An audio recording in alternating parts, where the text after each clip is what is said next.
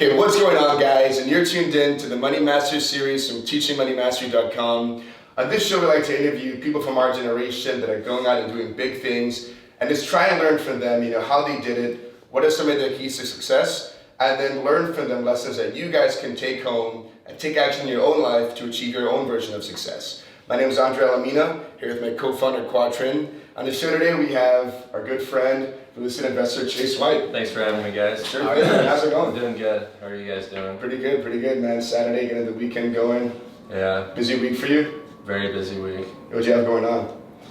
Just running around to some houses, talking to title companies, just kind of like getting things done. I gotta go to some appointments after this. It like never ends. Yeah, he's running straight to a meeting after this interview. So Chase is a really busy guy. But before we get into what you actually do, why don't you tell us more about your story, your background? Who was Chase White before you became a real estate investor?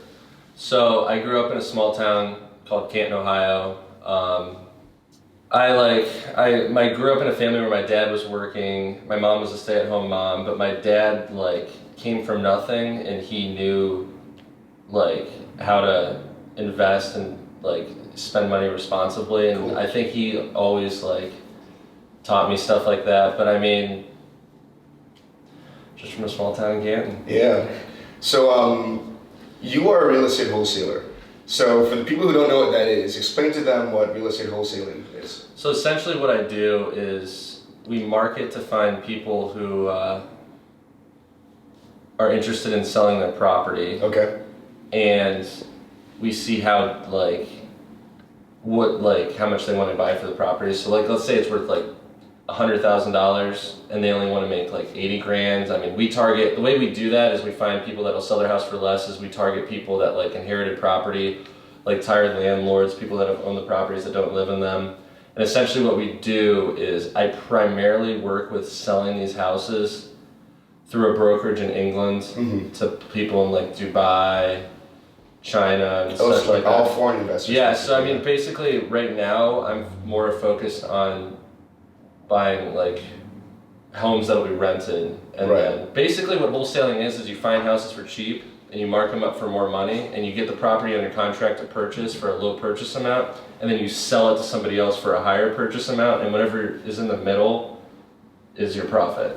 Yeah, so when I first said about real estate wholesaling, the whole thing just sounded kind of crazy to me. It's how are you able It's arbitrage. Yeah, basically it's arbitrage, and if you guys know what that is, it's basically where you find something, you get it for a certain amount of money, and then after a short period of time, sell it on for more money without really needing to put a whole lot into it. So how did you get started? How did you even learn this sort of thing? So I kind of struggled in education. I have comprehension issues, so I never really excelled in school. So I was the only one in my accounting class that couldn't get a job. So I was kind of well crap, I gotta figure out something. And my one buddy Alex, who I'm still really good friends with, Revenue? Yeah, I know Revenue. Yeah. So he was telling me about this, and I was like, what are you talking about? So we went down to this event in Columbus, and we learned about it, and I just read about it. If you guys are interested in this, the best book that everybody in this industry, I don't even know, I go to California to meet people, Arizona. Everybody talks about the book Flip by Nick Ruiz. This is the Bible to wholesaling. It breaks it down super simple. It doesn't make it more difficult than it should. I read that book 10 times. Wow. And I mean, it's so easy to take action, and you really don't need any money to get started. Cool. Right. And you're relatively young, right? When did you graduate college? 2 years ago, in a couple months. So this guy's 23 years old, 24 years 24, old? yeah. And you're pretty, so how did you become successful at what you do? What helped you along the way to get where you are today? Okay, so I think if you have a good work ethic and you have good morals in business, it'll take some time, but once you do that, people will start hearing about you. So what I did is I ate dirt for years. I really my first deal, I made $500 on it. It took me 8 months to do it. It was a nightmare. And and this also goes back to me being a bad student. I failed all the time in school just because I have terrible comprehension. So you weren't afraid of failure? So, yeah. So my perseverance and my persistence. I would just fail on a test. Oh, all right, it's another day. So I fail on a deal or something happens, it goes away. It's just all right, it doesn't really like affect me. So I mean, like, just the persistence and not giving up has just enabled me to like do well. But what also has done me well is, I'm gonna be honest, like, I think there's like an element of like luck in it too. I wouldn't even call it luck, just me like not giving up. Like, I've gotten tied up with some like really good contacts that nobody else really had, and it's really enabled me to like really excel because. But I think I got those contacts because of my perseverance and just like good morals and ethics and stuff like that. Like, that's very important in business. If you don't have good morals and ethics, you're gonna like. Yeah, because we went out that one day. So I actually went out with Chase one day when he was going around looking at some deals. About a year ago, yeah. Yeah, about a year ago. And I'll never forget, we were basically in the hood of Cleveland, which if you've never been to the hood of Cleveland, it's definitely something to see. And we're talking to this one guy who was trying to sell his house. And there was a woman that came along with us, I'm forgetting her name, I think it was Joan. And the guy just did not want to talk to Joan. He's like, no, I don't trust her, I want to talk to Chase. And what he talked about is now with morals in business, the reason why people trust Chase to sell their houses is because he's upfront, he's honest, and he keeps those good moral principles to not feel like you need to be cheating people or scamming them to get ahead. Right, yeah, no, exactly. I mean, I tell it how it is. I don't want to like give people the wrong impression. I mean, that's like, it's so important in business, especially in real estate, in my field, where it's only dealing with people. It's really nothing else. I don't prepare statements, I don't do this. I just communicate with people. So it's just like, it's a very big people business. Right. And if you like lead people astray and you get a bad rep, it's like game over. Okay, so I want to backtrack a bit. Let's talk about how you actually got started. So just to clarify again, real estate wholesaling, you're looking for properties that nobody's found, you find them, get them under contract, and then sell them out to someone else afterwards. So how do you find the properties? I mean, so how did I start? Yeah, how did you start? Okay, so when you're in college and you have like $200 in your bank account, you gotta get really creative. So, I mean, me and Alex and I remember we would go to Home Depot and buy moving boxes. Right. This is your partner, Yeah, back then that was my partner. Okay. And we would cut them up. So like a box had like 1, 4, 8, 12 sides. So we'd cut a box up that we could buy for $2 and write on it with Sharpie, "We buy houses." That's how poor we were. But I tell you what, like I caught a big break. I mean, putting ads on Craigslist that say "We buy houses" and stuff like that. I mean, you can get creative if you grind. And now like there's so many ways. Like Facebook is huge that you can like do advertising. It's like so cheap. But I mean, I basically was cutting up cardboard signs, putting them on poles that said "We buy houses," putting ads on Craigslist. Yeah, that's how so then you put the ads up, and then I assume people call you. Call me. What happens? I saw your ad on Craigslist. How much you paying for houses, and you got to kind of like work with them to gear the conversation in a way that you can gather the information and make a good offer. So then, how do you know how much to pay for a house? So I'm very niche oriented. I really do not leave the inner city of Cleveland. I will leave the inner city of Cleveland because like my attorney has houses in the suburbs, and I will sell his houses because I know some good people that'll do that, but I mainly stick in the inner city. Okay. And my brokerage overseas can sell these houses for more money there and they're even worth here, so I'm able to like calculate an ROI based off rents. It's return on investment? Yeah, basically that, and then I know how to like sell it to them, and then they sell it to people and stuff like that. So basically, yeah, I mean, I basically deal in one small area, and it's like my niche, and it's like what I'm good at, and like you can tell me honestly any name and like street name in the inner city, and I know exactly where it is. So you know the hood at the back of your hand? Like the back of my hand. Pretty much. Yeah. Okay. Yeah, I wanted to ask you about a story that you told me about the other day. So.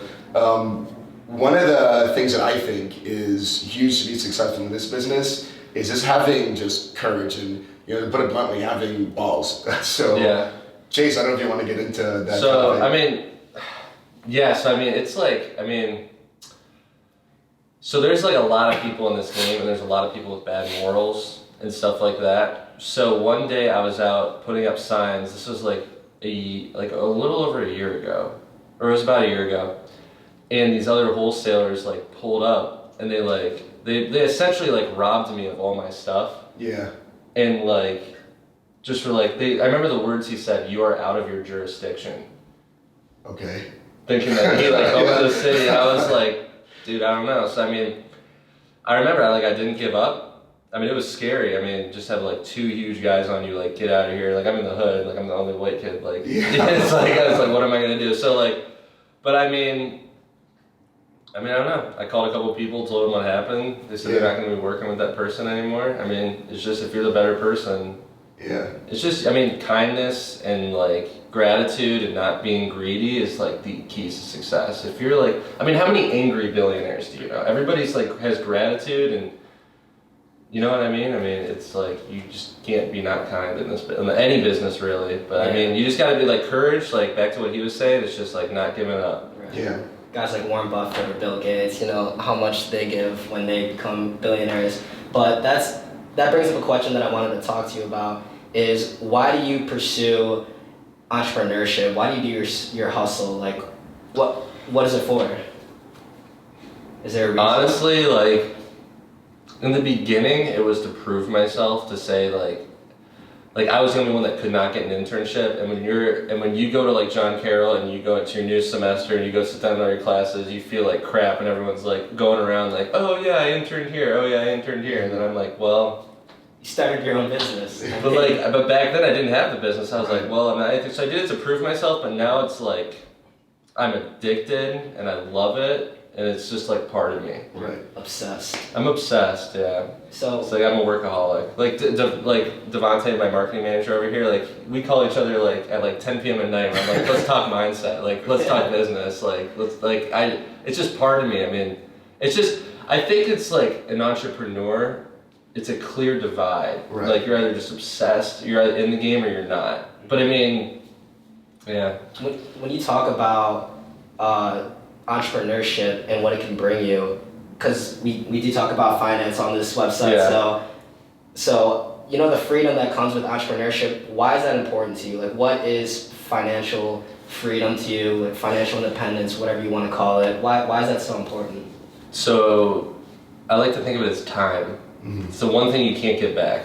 So like having like time. Like I drive around all day. I don't have to like work for anyone. I work for myself, so I can think about my own stuff. I can do my own stuff. But when I'm always around, I'm always thinking, and I love always thinking, and I think it like helps grow me. But like having that freedom gives me time, and like time is I just think it's the most valuable asset that anybody has. Yeah. Is time. You know what I mean? Like not working the 9 to 5 and just like trading your time. I mean, it's fine if that's what you want to do, but I mean, like I like to have the time. I like to do what I want, and I mean, it just allows me to do bigger things. I mean, it's fun now because I'm not really just wholesaling. I mean, I own like 3 apartment buildings. I just put an offer in to buy this bank in Larchmere. It's like a $500,000 deal, right? $750,000. $750,000. So. I mean, it's just fun to collaborate and do stuff like that with other people. And I love it. It's like fun and it's like a challenge every day. Yeah. So that's something that I think it's really important that you bring up because, you know, this website's obviously about understanding money and how to get better at making it, saving and investing it.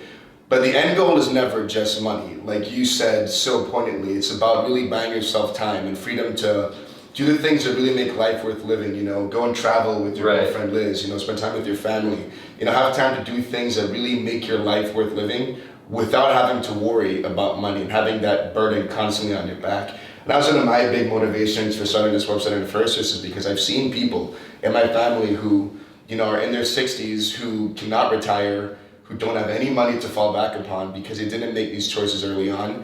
And here from someone like you, Chase, 24 years old, already, you know, getting to that point of financial prosperity is just really good for me to hear and see.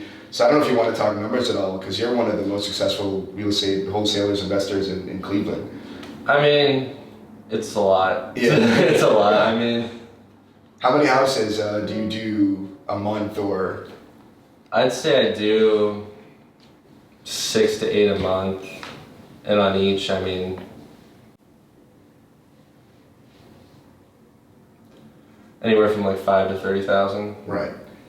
And you got started with no money. No you were money. buying cardboard boxes at Home Depot for $2. Not even like 2 years ago. Like it's crazy if you put your if you just like are determined, and like this is the one thing that separates the doers from the don'ts, is discipline. Right. I see so many people try to get into this business and they don't have any discipline. It has to go with anything. If you don't have like discipline, you're gonna fail. Yeah. But I mean, so I was just so disciplined, and I'll be honest, in the beginning it was hard to be disciplined when you're not making any money at all. Yeah, you said 8 months you went, no, $500. Yeah. And I made up with Alex, so I only made $250. Yeah, split it two. Yeah. Most people would give up. They try Yeah. for like a little bit and say like, it's not going anywhere. I'm gonna give up. But Dude, there were so many times I wanted to give up.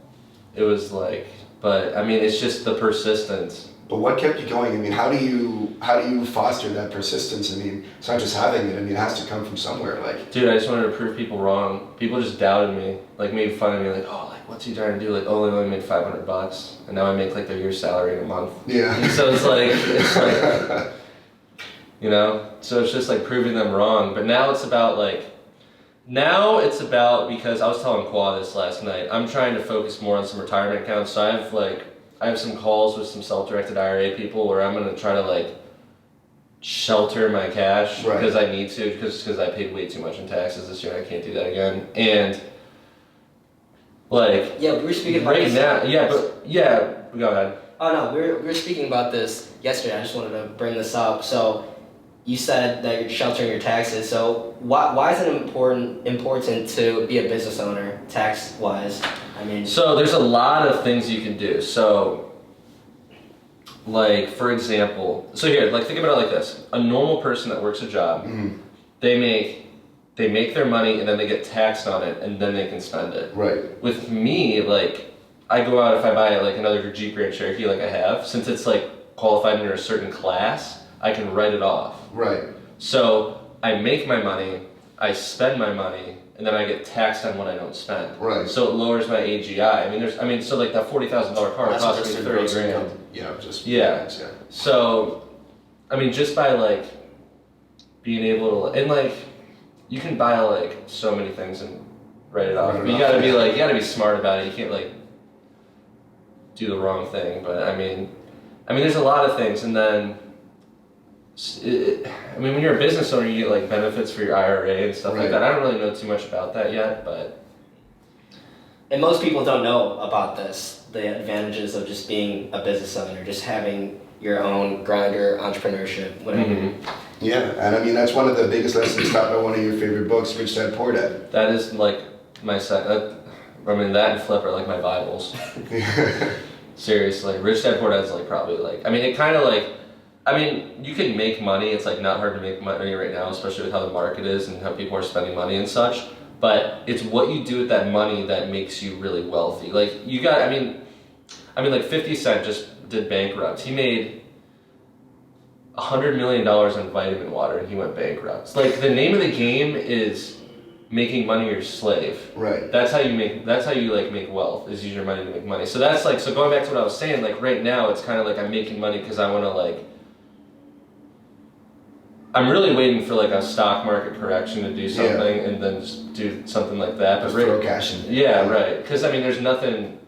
There's no more opportunity in the market than like a bust. Right. Like I'm really just waiting for like a meltdown to see. Yeah. Besides real estate investing, what other types of investing do you do, if any? I recently got into lending to a certain extent. So one of the people I work with, sometimes on these deals you have to double close them, so you gotta like front cash for 5 minutes.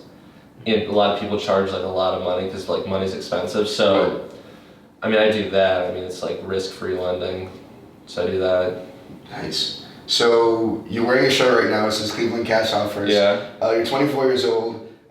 Really, you're just getting your life started. You're already doing so well. What's next for Chase White? And if you want to talk a little bit more about what CCO is. So Cleveland Cash Offers is the company that I own. That is my wholesale company. And so if we can buy this bank in Larchmere, do you know where like Baracco is and stuff like that? Yeah. So if we do that, I already have a really good kid whose name's Tyler, who's a store manager for a Finish Line, but he's like, it's like the best producing Finish Line in Northeast Ohio. And he like wants, and he has like a sales team and everything. So I'm bringing him on.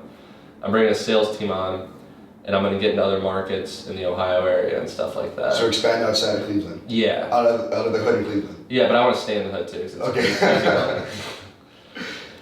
Okay, Yeah. so that's what you're working on right now. Mm-hmm. So where do you really want to be when you're 40? Where do you want to be? What do you want to be doing?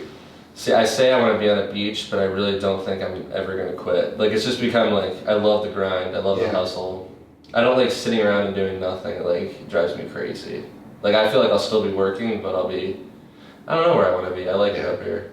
So last big takeaways for the audience. Your 3 biggest keys to success. What are they?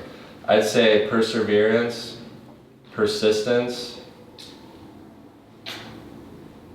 and morals. Morals? Yeah. Right. Perseverance, persistence, and morals. I was expecting a different answer from it. What, don't buy dumb shit? Don't buy dumb shit. Hashtag DVDS. Yeah, like an Alfa Romeo Giulia Quadrifoglio. Yeah, I've bought dumb shit and I've learned not to buy dumb shit. It's like, I mean, I think everybody just makes a bad investment once, but yeah, don't buy dumb shit, guys. Alright guys, so that's all we have for Chase today. Chase, thanks for talking to us. We're going to link to his website down below. A special thanks to Owen Zubik and Devontae. What's your last name? Frigo. Devontae Frigo for helping us out with filming and gear. Guys, look out for the next episode of the Money Master series, and thanks again. See you.